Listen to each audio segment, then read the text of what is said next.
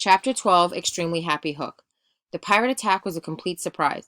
Hook had broken all the rules the pirates and the Indians normally followed when they fought. He attacked in neither the time nor the place that was allowed. When it was over, almost all of the Indians were injured. Only Tiger Lily managed to escape unharmed.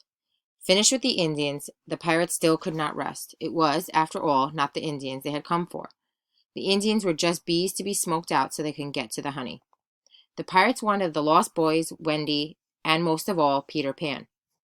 Peter was an awfully small boy to inspire such a big hatred in Hook, even if he had thrown Hook's hand to the crocodile. But there was something about him that enraged Hook. It was more than Peter's courage or his cuteness. It was his cockiness, his absolute confidence in himself. This is something many children have, but most grown-ups have lost it entirely. Perhaps Hook had lost some of his too, and wanted it back.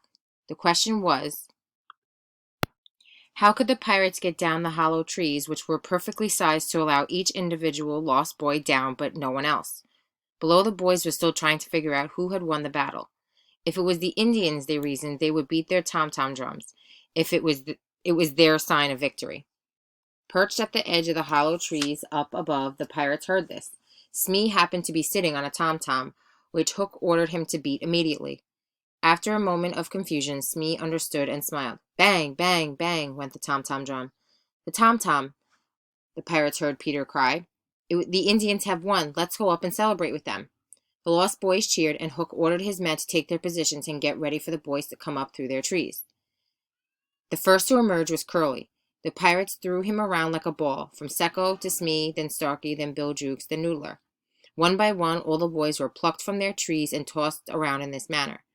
It was, to say the least, a different kind of flying than they were used to. The pirates then gagged the boys and tied them up. With Wendy, the pirates behaved differently. After all, she was a lady, or rather, a little girl. Even the pirates have some manners. When she emerged, Hook offered her his arm and bowed so elegantly she blushed. When they tied her up, they used the softest rope they had, apologizing and making sure that they weren't hurting her. When it came to tie up slightly, however, the pirates found that it took far more rope than it had for the other Lost Boys, or Wendy. It turned out that Slightly had been sneaking so many snacks lately that he had grown greatly. In fact, there had come a day when he no longer fit in his tree. How had he gotten in and out of the cave? Each night while the other boys slept, he had secretly started to widen the hole in his tree. Why are you so much bigger than the other boys? Hook demanded. Why, you're practically as big as a grown-up. While the pirates found extra rope which to tie him up, Hook had a brilliant idea. He knew how he was going to get Peter, who was still down in the cave. He signaled for the other pirates to take the Lost Boys and Wendy to the ship and leave him alone to his plans. Tiptoeing over Slightly's tree, Hook saw that it was now wide enough to let him through.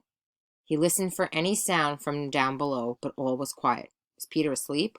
Was he waiting at the bottom of the tree with his dagger in his hand? The only way to find out was to try. Hook took a deep breath, stepped into the tree, and let himself fall. When he hit the ground, he crouched for a second, waiting for his eyes to adjust to the dark of the underground cave. Finally, things began to take shape. In the corner, he saw a great bed, and on it, Peter sleeping. For once, Peter wasn't pretending. He was unaware of what was happening above. He believed the Indians had won the battle and that the Lost Boys had gone up to celebrate with them. He was happy for the Indians, but the Lost Boys were going to leave him, and Peter didn't feel like celebrating. Oh, he had pretended not to care, but he was very sad. And when he got sad, he got sleepy. Today he was so sleepy that he didn't even dream. It was in this sad, deep, dreamless sleep that Hook found Peter. As he stood over the bed and looked down, he felt slightly sorry for the boy. After all, Peter was only a child.